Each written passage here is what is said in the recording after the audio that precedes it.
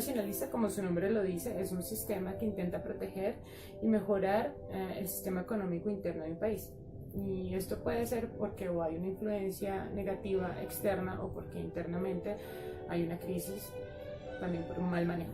Entonces, ¿qué pasa con esto? Esto puede ser usado por diferentes sistemas políticos y económicos y en diferentes momentos históricos. Por ejemplo, Gandhi lo usó en la India cuando la India aún era una colonia inglesa.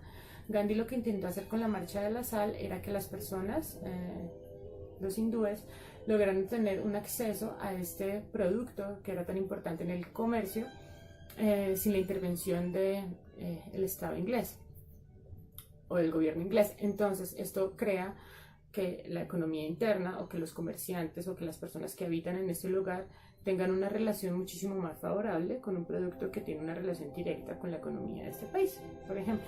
También se usó, por ejemplo, por Hitler después de la Primera Guerra Mundial.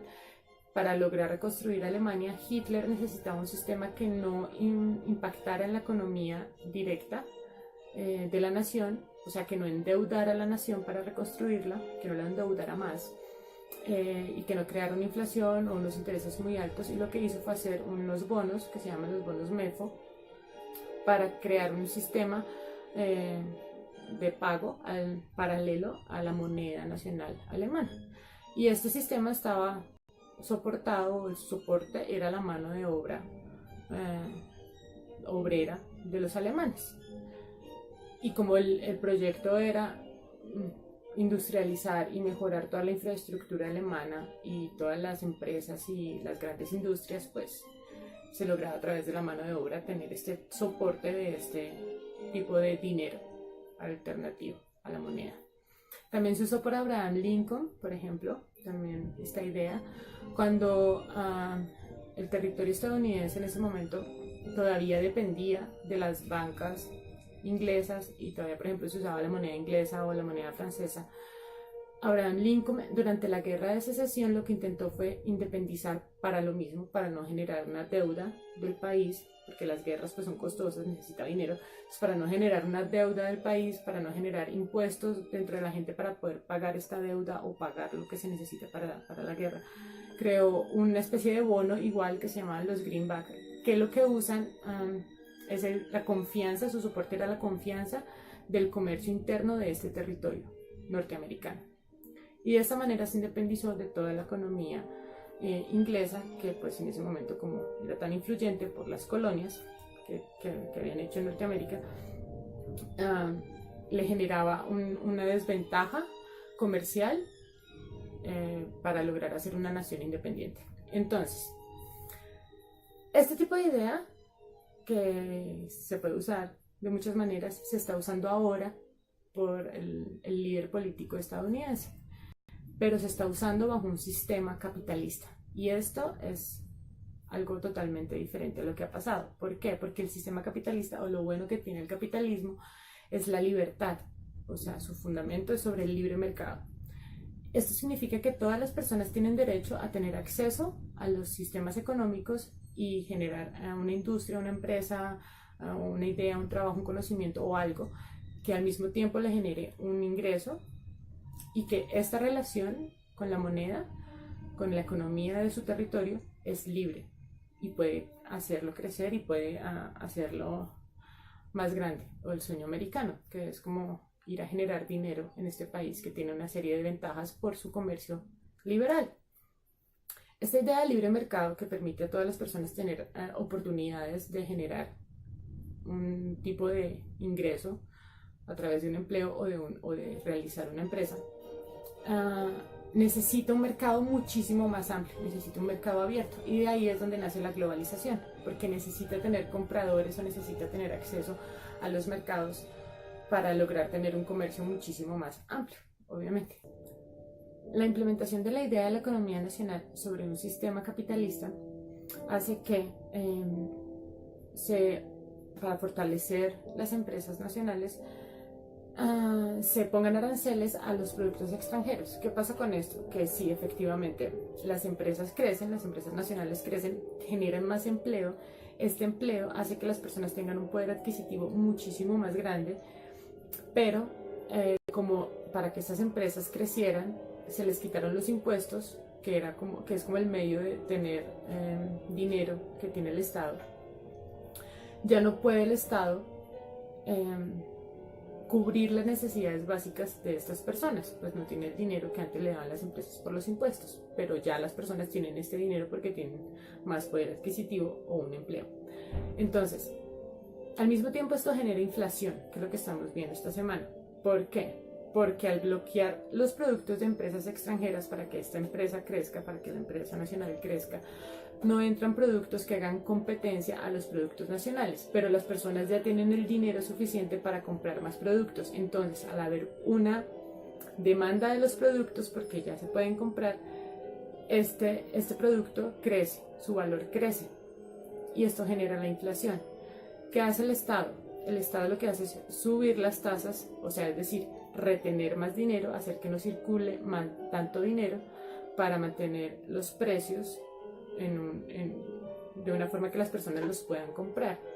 Cuando esto sucede, se ve lo que estamos viendo, que las personas que invierten en las empresas, por ejemplo, a través de la bolsa de valores, retiran este dinero, esta inversión, para obtener beneficios es en los bonos del Estado, pues como él subió la tasa de interés, tiene muchísima más rentabilidad este dinero ahí que en la bolsa de valores.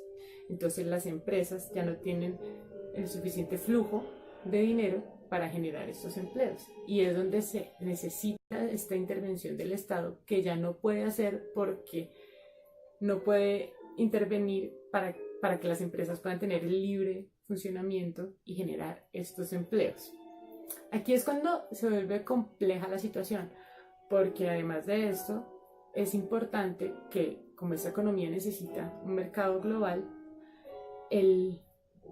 los mercados internacionales sean abiertos. Pero si yo bloqueo la entrada de los productos de otro país, ese país también va a bloquear la entrada de mis productos. Y aquí es cuando se ve algo muy importante, que es el manejo diplomático de los políticos en las políticas económicas. También al mismo tiempo, el nivel de vida de las personas que viven en estos países que intentan fomentar la economía nacionalista empieza a variar. ¿Por qué? Porque aunque yo tenga poder adquisitivo, aunque yo tenga un salario más alto, como el Estado ya no cubre las necesidades básicas, porque no tiene el dinero, yo tengo que cubrirlas con ese salario. El índice de calidad de vida se mide sobre todo por tres cosas básicas, pero hay muchas otras, pero las básicas son la educación, la salud y el poder adquisitivo. Entonces, cuando yo subo mi poder adquisitivo, pero ya no tengo cubiertas estas dos necesidades por el Estado, yo tengo que usar mi poder adquisitivo para cubrir estas necesidades. Y esto se hace de manera particular con las empresas privadas que se generaron para generar este empleo. Entonces, esto genera una cierta, a mediano plazo, genera como una especie de falta de sentido nacionalista, pues ya no siento que la calidad de vida de mi país esté mejorando, aunque tenga más dinero. Y esto no ayuda a la economía nacionalista, porque ya no siento ese cubrimiento del Estado o ese amparo del Estado al que yo pertenezco, de mis necesidades básicas. Y al mismo tiempo, el líder de mi país, al fomentar políticas nacionalistas, necesita relacionarse con países o con empresas internacionales que al mismo tiempo piden poder entrar a su mercado nacional. Y no lo puedo hacer porque afectaría a las empresas que yo estoy intentando fortalecer. Entonces, aquí es donde se ve algo que es muy importante, es cómo las ideas pueden ser usadas por diferentes tendencias, o sea, la misma idea puede ser usada por socialistas y por capitalistas, pero lo importante acá es que las empresas privadas, al estar tan fortalecidas con esta idea nacionalista, empiezan a intentar influir en los mismos pensamientos políticos nacionales. Entonces, cuando yo fortalezco las empresas, como la sociedad depende de este dinero que generan las empresas, la empresa empieza a tener también una influencia política muy fuerte. Entonces, aquí es cuando los partidos políticos empiezan a manejar ciertas campañas donde dicen que se va a hacer cierto desarrollo en cierto sector que casi siempre tiene una influencia de unas empresas privadas que ayudan a generar economía para un tipo de grupo social. Y al mismo tiempo se ve la inconformidad de estos nacionales que no ven que realmente el Estado esté cubriendo sus necesidades básicas, pues ellos las cubren particularmente, así tengan acceso al empleo y más dinero, que hace que ya no esté dentro de un movimiento político, sino que quiera empezar a generar nuevas ideas, por lo tanto nacen nuevos partidos políticos y empiezan a surgir las divisiones dentro de los mismos gobiernos, y eso se refleja en la manera en que los líderes de estas naciones no pueden tener lo que se llama coalición o gobiernos unidos para lograr hacer comercio con el exterior, lo que le está pasando por ejemplo ahorita a Alemania, que Merkel necesita tener cierta cantidad de apoyo parlamentario para lograr hacer políticas económicas internacionalmente y nacionalmente en su país. Y lo mismo le sucede a Donald Trump. Él necesita el apoyo de los demócratas y de los republicanos en su gobierno, en el parlamento, para lograr tener los recursos para hacer algún tipo de acción en su ¿qué? ¿Cómo se llama eso? En su mandato, para hacer algún tipo de acción en su mandato. Esto fragmenta el país.